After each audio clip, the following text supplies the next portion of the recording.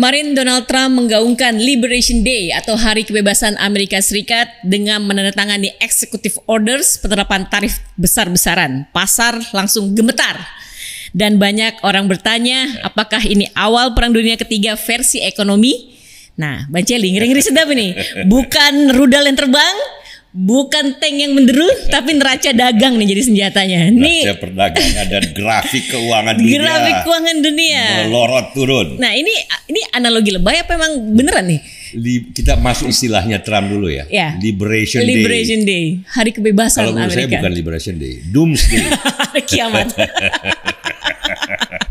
Doomsday buat ekonomi dunia yang telah disusun oleh Amerika sendiri sejak Perang Dunia Kedua. Ini Pax Americana Global Economy yang dilahirkan tentu saja banyak negara, ya, tetapi pimpinannya itu adalah Amerika Serikat,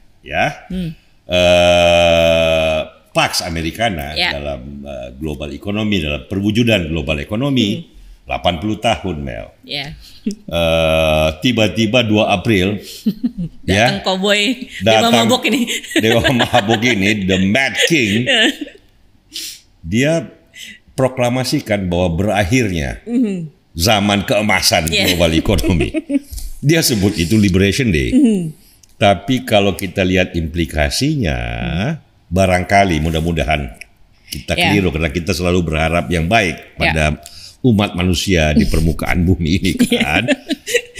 Tetapi barangkali implikasinya bisa kalau tidak hati-hati dan disikapi oleh para pemimpin dunia yang lain, itu bisa bukan hanya mendatangkan perang dagang yang merugikan semua, tetapi juga punya implikasi ke arah geopolitik yang memperuncing hubungan negara-negara. Nah ini yang kita harus amatin dan kita harus sayangkan. Sebenarnya kita bisa analisis nanti apa yang terjadi sesungguhnya, apa sih motifnya Trump dalam tarif ini, menerapkan tarif yang jangan lupa, Mel, secara sejarah tarif kan sejak sebelum tahun 45, pada saat ini The Ghost at the Feast, Robert Kagan, America and the Collapse of the World Order tahun 1941. Dari Presiden McKinley 1900 itu? Ya, McKinley, kemudian ada Perang Dunia Pertama, Collapse of World Order, ada perang tarif, Smooth Holiday, ada depresi besar, Perang Dunia muncul Kedua. Hitler, muncul Mussolini. Elemen dari the collapse itu adalah Amerika menjadi isolasionis, dalam periode panjang itu. Pada saat mereka jadi proteksionis, mereka perang tarif, mereka pada saat yang sama menarik diri dari dunia, masang tembok, udah urusan kalian, Amerika cuma mau memperhatikan dirinya sendiri. Waktu itu Amerika sudah terbesar. Dan hasilnya adalah Perang Dunia Kedua. Anarki, chaos, dan dunia yang hancur. Korban manusia Perang Dunia Kedua 50 juta orang. Perang Dunia Pertama 20 juta manusia.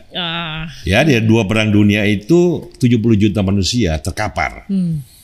Itu karena the ghost at the feast itu, hantu di ruangan itu, dia nggak mau bikin apa-apa, cuma mau mengurus dirinya sendiri, plus perang tarif, plus isolasi.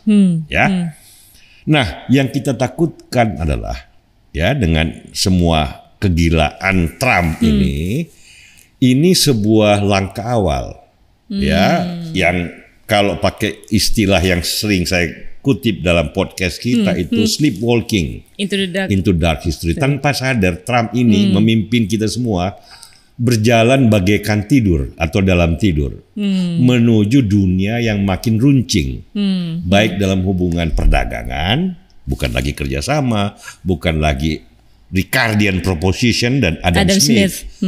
Tetapi suatu pemikiran yang membuat semua negara hanya melihat kepentingannya sendiri ada yang bermimpi menjadi autarki yang mengikuti gaya ini kan paradoksnya kan di situ. Amerika yang sudah maju, sudah ada Silicon Valley, ada Palo Alto, kok mau jadi kayak Kuba, ya mau jadi kayak Korea Utara gitu loh, mau jadi kayak Cina di zaman Mao Zedong. Jadi tanpa sadar kita berjalan ke sebuah mimpi buruk bareng-bareng dipimpin oleh Donald Trump. Mad King. The Mad King. Nah, itu yang terjadi sepanjang tahun 1900 sampai tahun 45. Presiden favorit Trump itu McKinley, itu adalah presiden Amerika di awal era ini. Ya, walaupun sebenarnya McKinley tidak seburuk yang ada dalam pikiran Trump dalam soal proteksionisme, tapi itu cerita lain. Nah, kembali kepada apa yang dilakukan Trump. Yeah. Jadi kalau kita lihat grafik tarif jangka panjang kan bagus sekali Amerika memimpin dunia, Mel, sejak Perang Dunia Kedua. Yeah. Kan tarif secara umum berkurang dari tadi Smooth Hawley Tariff Act kan 20-an persen menjadi overtime selama 80 tahun itu kurang lebih 2-3%. Yes. Ya. Yeah.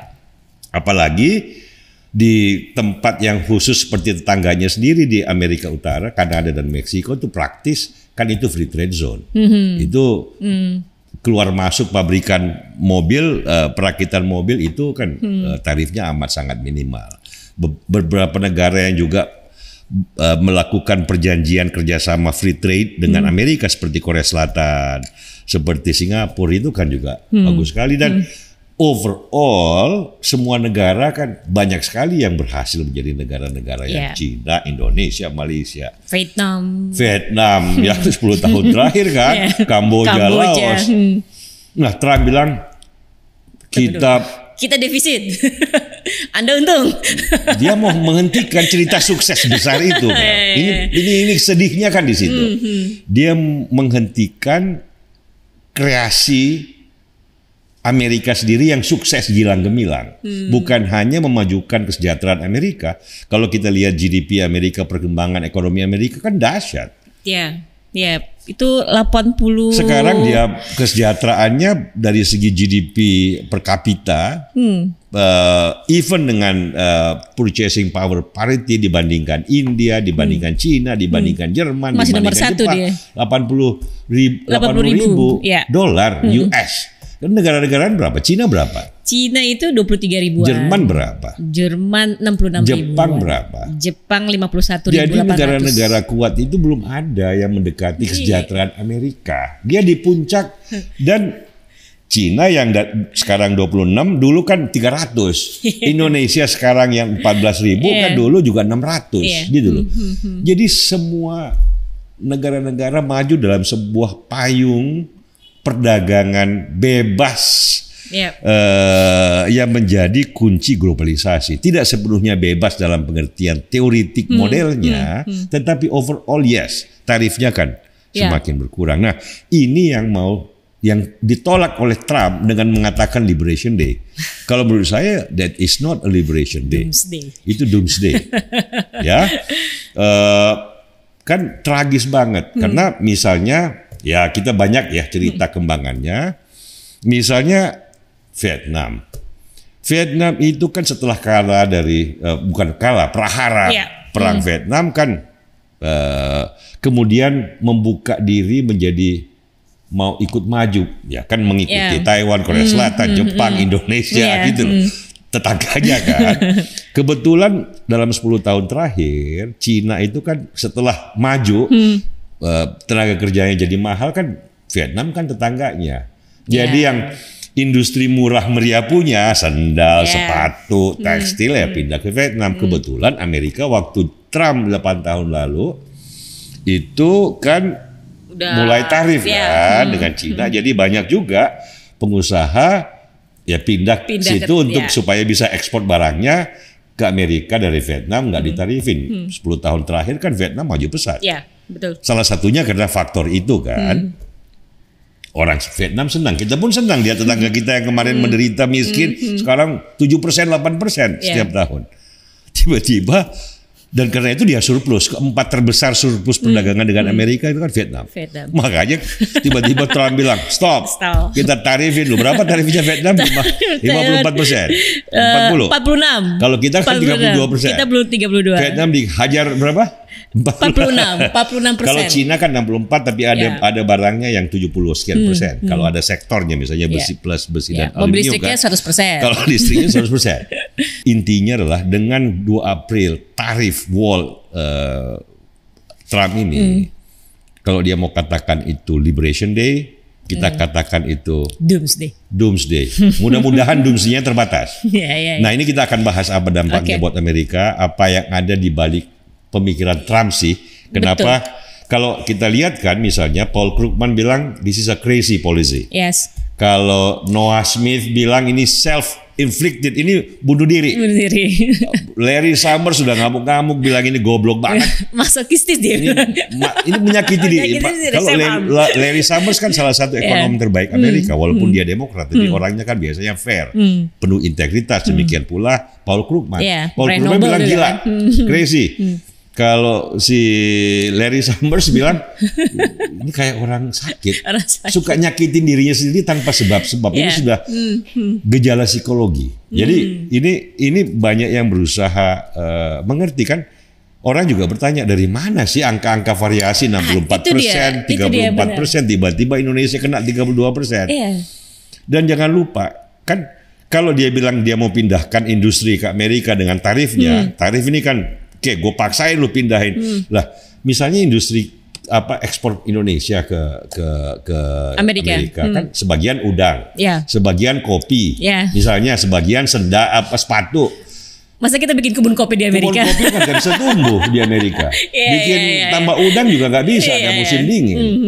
Iya kan? Jadi apa motifnya? Gitu loh. Kalau dia anggap bahwa tarif itu untuk memindahkan usaha yang semula di Amerika pindah keluar dan balik lagi, loh kita nggak pernah kok bikin tambah udang di Amerika, kita karena kalian suka kita kirim. Kan? Ngapain lu tarifin 32% sekarang? Gitu loh kira-kira. Kalau misalnya yang di Bangladesh pabrik sepatu atau sendal, yang di Vietnam pabrik Nike kan 50%. Buka pabrik Nike di New York apa di Pennsylvania, orang Amerika nggak mau kerja lagi di pabrik sepatu, Mel. Maunya kerja di pabrik software, Palo Alto, SpaceX, gitu loh. Di rumah sakit yang membayar kita mahal, di industri kesehatan yang berkembang. Nah ini kan ini kesalahan Trump cara berpikir, nanti kita bahas. Tetapi intinya adalah bahwa banyak metode dia dalam memerinci apa dan berapa yang harus ditarifi negara-negara ini itu nggak jelas. Oleh orang-orang udah diperiksa sama orang ekonomi yang beneran, ini dari mana sih variasi angka-angkanya, dasarnya apa, hitungannya apa, nggak ada yang jelas. Nah ini yang orang bilang jangan-jangan bener si Larry Summers ini masokistis nih, jangan-jangan Game of Thrones istilahnya yang benar, the Mad King in action gitu loh. You never know, gitu loh. Itu bahayanya. Jadi kita kayak menghadapi sesuatu ya sleepwalking. Kita jalan sambil tidur nih, nggak ngerti apa yang terjadi dalam nabrak apa nggak ngerti ya. Ini yang mungkin mudah-mudahan kita keliru. Mudah-mudahan ada celah untuk berharap. Gitulah kira-kira. Bang, setelah Perang Dunia Kedua, selama 80 tahun ini Pax Americana itu kan pegang paham tadi Adam Smith sama Ricardian itu. Teori di belakang globalisasi ekonomi lah ya. Betul. Dan itu kan dunia kelihatan aman nyaman sampai sekarang nih. Sama-sama sampai tanggal 2 April kemarin. Nah sebenarnya sekarang ini apa nih pedoman yang dipegang Trump nih?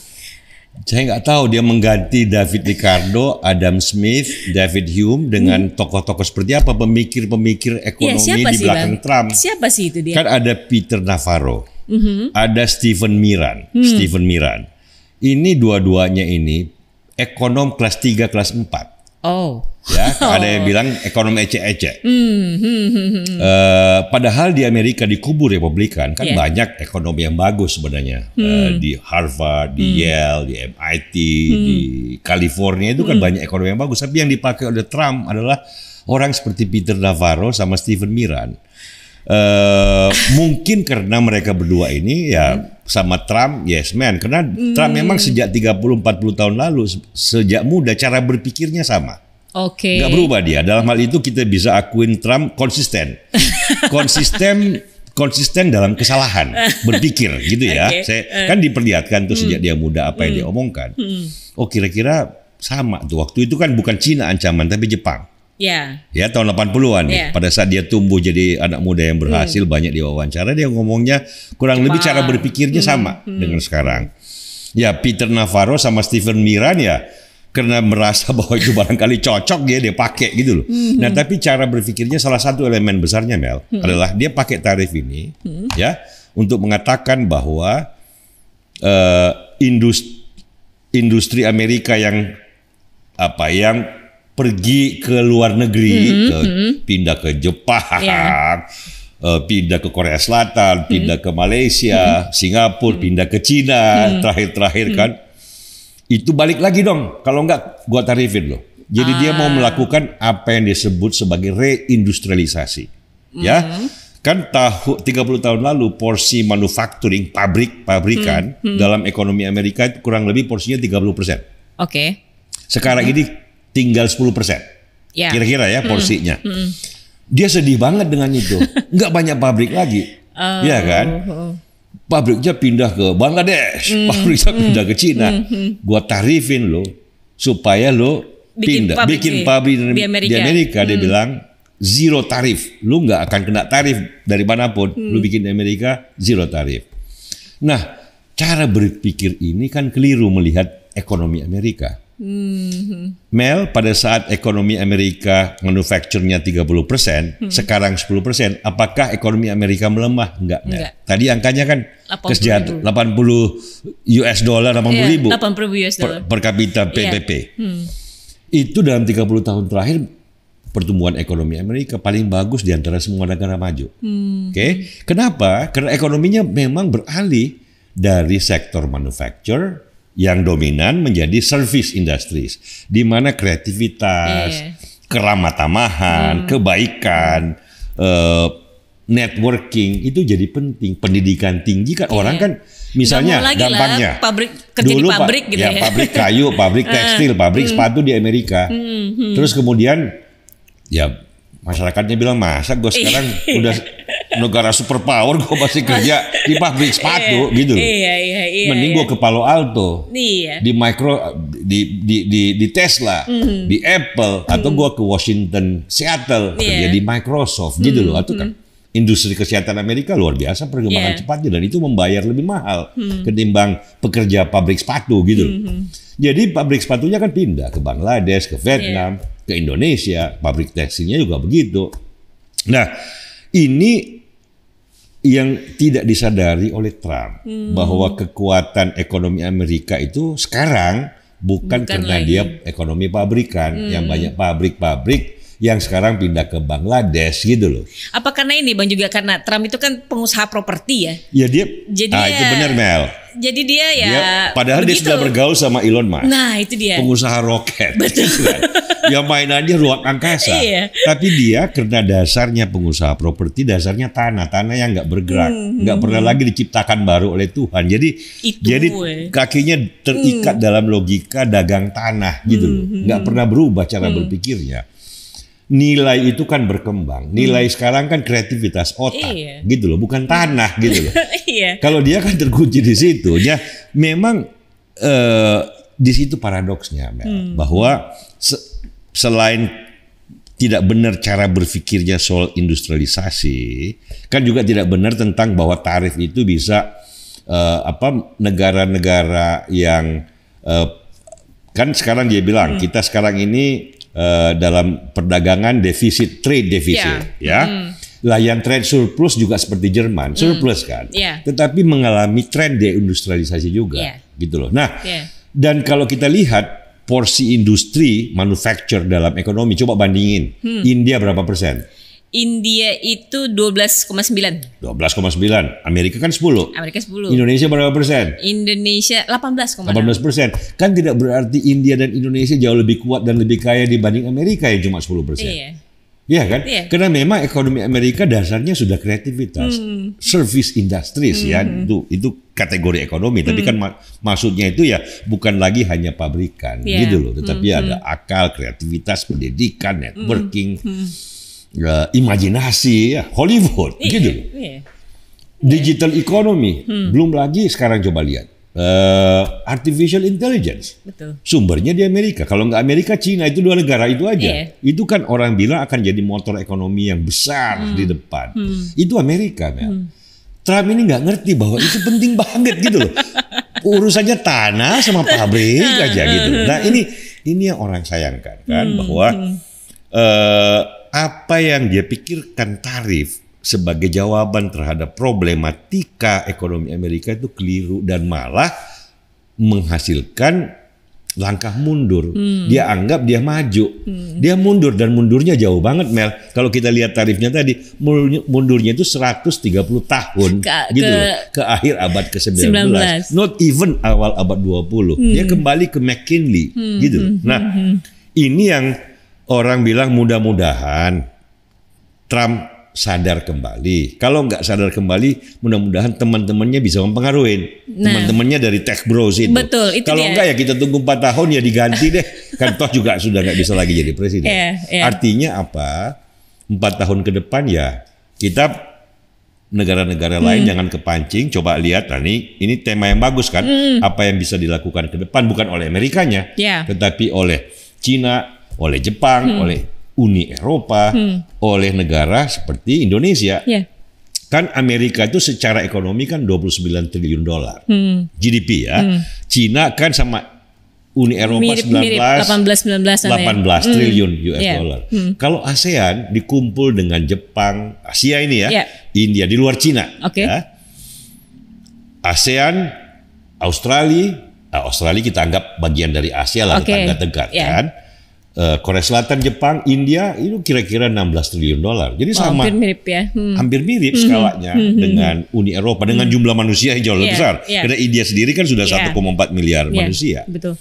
Indonesia dan tetangga kita di ASEAN itu total 16 triliun US dollar. Jadi kalau Uni Eropa yang 18 triliun, Cina 19 triliun dolar, ASEAN plus 16 triliun dolar. Itu kan sebenarnya jauh lebih besar dibanding Amerika.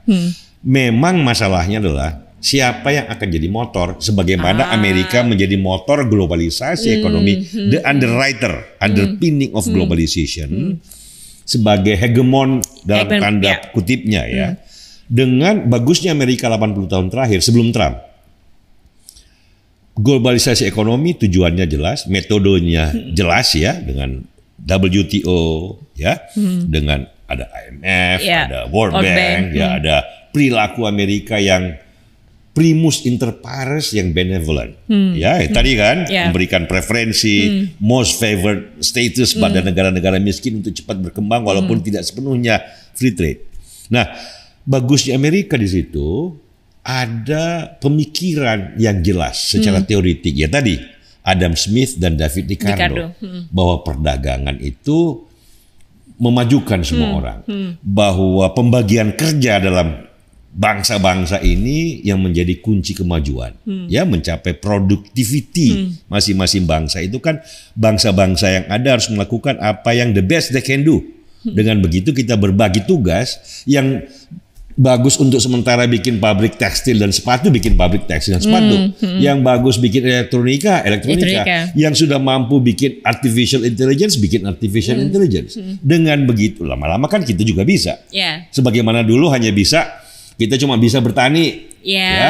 Terus industri. Amerika kan mengalami juga dulu dominasi petani, ya, kemudian menjadi pekerja, sekarang menjadi service industry. Itu kan natural evolution of societies gitu loh. Kan Trump seolah-olah ingin berkata kita mau petani aja, kita mau kembali jadi petani, kita mau jadi pekerja, blue collar aja, pabrik sepatu, pabrik ini, pabrik itu. Loh, Amerika sebelum Trump bagusnya nggak begitu. Adam Smith, David Ricardo, dan jelas pemikiran tentang progression of history. Nah, kalau kita isolasikan Amerika, kalau Amerika mengisolasi diri, kan secara skala ekonomi mampu dong. Uni Eropa, ASEAN plus, Jepang, Korea Selatan, Australia, India, plus Cina, itu kan skala ekonomi jauh di atas Amerika. Amerika kan total cuma 25% dari world GDP. Artinya ada 75% yang masih oke. Pertanyaannya, siapa yang memimpin? Dan apakah yang memimpin ini juga cara berpikirnya sama dengan yang tadi, the underpinning atau the theories of relationship of nations itu mengikuti kaidah-kaidah Ricardian dan Adam Smith. Ini ada buku yang bagus, Mel, yang harus dibaca oleh semua pemimpin bangsa yang mau mengambil alih tongkat estafet dari Amerika Serikat. Ya, yang satu itu Against the Tide. Penulisnya sama, Douglas Irwin. Douglas Irwin ini pemikir tentang trade, perdagangan yang teoritik, sejarah yang paling bagus sekarang. Selain orang seperti Paul Krugman, ya, Against the Tide. An Intellectual History of Free Trade. Ya, ini teori intelektual tadi Adam Smith, Ricardo, kenapa sampai begitu? Dari zaman autarki, zaman merkantilisme, kemudian ada pemikiran baru yang kemudian oleh Amerika jadikan underpinning selama 80 tahun.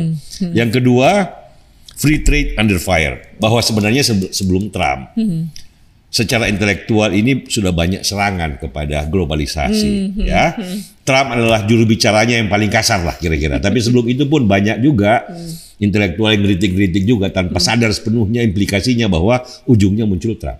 Nah, intinya adalah yang saya mau katakan kepada negara-negara besar yang mau mengambil alih tongkat estafet global ekonomi, entah itu Uni Eropa, entah itu Cina, entah itu ASEAN plus. Kita harus mempelajari kembali apa yang dikatakan oleh David Ricardo dan Adam Smith. Ya, karena hanya pemikiran ini yang bisa menjadi the underpinning, pandangan umum yang bisa membawa kesejahteraan bersama lewat perdagangan. Kalau tidak begitu, ya susah dong, karena tidak ada teorinya tentang bagaimana kita maju bareng-bareng. Ya, ada pedomannya lah. Ada pedoman. Tidak ada yang sempurna. Saya nggak bilang bahwa Pax Americana globalisasi 80 tahun itu sempurna. Banyak hal yang kurang. Tetapi kan secara umum, secara empirik bagus banget. Pengaruhnya terhadap politik pun bagus. Kalau orang sudah sibuk berdagang, ya, artinya ini kan Montesquieu. Ini temannya David Ricardo dan Adam Smith. Montesquieu, pemikir Prancis yang melahirkan trias politika itu. Kalau orang berdagang kan tidak zero sum. Nggak kayak perang, harus ada yang menang, harus ada yang kalah. Kalau dagang itu semuanya bisa menang. Lu untung, gua untung. Kamu jual sesuatu ke saya jual sesuatu ke kamu yang kita saling membutuhkan. Everybody happy. Everybody can be happy, gitu loh. Nah, Montesquieu bilang bahwa perdagangan intensif itu melembutkan the barbarity of human beings, gitu loh. Kita jadi karena kita mau jualan barang lo, kita jadi harus mempelajari lu maunya apa, lu sukanya apa, gitu loh. Itu namanya psikologi pedagang kan. Jadi berdagang intensif itu mengurangi kans untuk perang besar. Kan bagus dong. Kan kalau happy kan gak emosi, Bang. Kalau happy gak emosi. Makanya Pax Americana 80 tahun sebelum Trump itu kan memang banyak perang kecil, Irak, Afghanistan, di Timur Tengah nggak selesai-selesai, ada perang Korea, tetapi kan tidak ada perang besar sebagaimana perang dunia pertama dan perang dunia kedua. Perang semesta namanya. Jadi yang kita harapkan adalah bahwa entah Cina, entah Uni Eropa, entah ASEAN plus, entah Indonesia mungkin. Alhamdulillah 10 tahun, 15 tahun ke depan ya, persiapannya harus sekarang. Dunia harus dipimpin. Kalau nggak begitu kan anarki. Harus ada hegemonnya dunia ini, gitu loh. Harus ada PBB-nya yang disepakati siapa pimpinannya. Kalau Amerika mengisolasi diri, menarik diri. Jadi istilahnya di ekonomis itu Amerika abdicates its position as a leader of the world. Dia ini lengser ke Prabon dari posisinya sebagai pemimpin dunia. Mundur. Apapun sebabnya. Nah, berarti harus ada yang tampil menggantikan. Harus kuat, harus punya jiwa dan pemikiran yang kira-kira tidak jauh berbeda dari apa yang kita sebut dengan Ricardian proposition dan pemikiran seperti Adam Smith dan Montesquieu. Yes. Nah ini kalau itu terjadi, Mel, masa depan dunia ini kita bisa lihat ada celah, ada harapan, ada apa? Only in darkness you can see the brilliance of the stars, kata Kamala Harris gitu loh. Brilliance of the starsnya itu di situ. Iya. Sekarang ini darkness, Bel. Iya. Nah, ngomong-ngomong Bang, dengan Indonesia ya, kita ke Indonesia nih. Nah, ini di Asia Tenggara juga kan kita juga kena lumayan ya, 32%. Ini kita bisa ambil untung dari kekecauan ini apa kita ikut yang nyebur penting bareng jangan emosi, Oke. jangan terus panas-panasan, retaliasi, karena nggak ada yang untung. Sekarang kan kita sudah rugi nih dipajakin. Pak, ini kan pajak, tapi kan bukan kita yang bayar kan rakyat Amerika. Jangan lupa loh ya, jangan keliru, kita nggak bayar 32% lebih. Betul. Artinya orang Amerika yang beli udang kita, beli kopi kita, beli karet kita, bayar tambahan 32%. Ini pajak buat mereka, bukan buat kita, gitu loh. Tapi kan karena harga barang kita makin tinggi dibayar oleh rakyat Amerika, maka mungkin volume permintaannya jadi berkurang. Artinya perusahaan-perusahaan di sini kok ekspor kita berkurang, kita kurangin pegawai dong, kita ini dong, kecuali rakyat Amerika bilang, udang lu enak, kopi lu enak, gue nggak peduli harga aja meningkat 32%, gue beli aja, itu kan soal lain. Tapi kan less likely. Karena itu pemerintah kita kan harus menyadari itu dampaknya, gitu. Saya baca keterangan pemerintah apa yang mau dilakukan, salah satunya adalah deregulasi, ya, mengurangi hambatan-hambatan perdagangan dan investasi di Indonesia. Itu bagus banget. Artinya kita memperkuat ekonomi kita tidak dengan menutup diri, kita memperbaikinya lebih efisien, lebih produktif, sambil lebih membuka, gitu loh. Kan kita juga, kalau kita mau jujur kan bukan cuma Trump yang keliru berpikir, kita kadang-kadang juga salah berpikir tentang investasi, hubungan ekspor impor. Kita kan kadang-kadang juga merkantilis juga.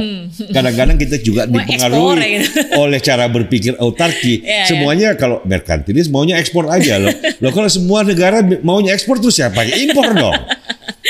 Itu kan merkantilisme. Nah, yang sisi lain itu autarki, maunya bikin sendiri semua.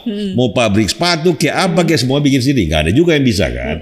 Sehingga hanya Ricardian proposition dan Adam Smith. Kalau kita melihat hubungan bangsa-bangsa dan ekonomi, itu proposisi yang paling mungkin dipertahankan oleh kaum ekonom sekarang. Ekonomi ini kan berdebat terus macam-macam teorinya. Tapi di antara mereka mungkin majority berkata bahwa yang tidak bisa kita perdebatkan adalah benarnya Adam Smith dan David Ricardo dan Montesquieu dalam melihat bagaimana bangsa-bangsa berhubungan dan sejahtera bareng-bareng. Nah itu pesan penutup kita, Mel. Thank you Bang Jelly. Siap. Baiklah teman-teman Freedom, demikianlah Top News. Sampai jumpa.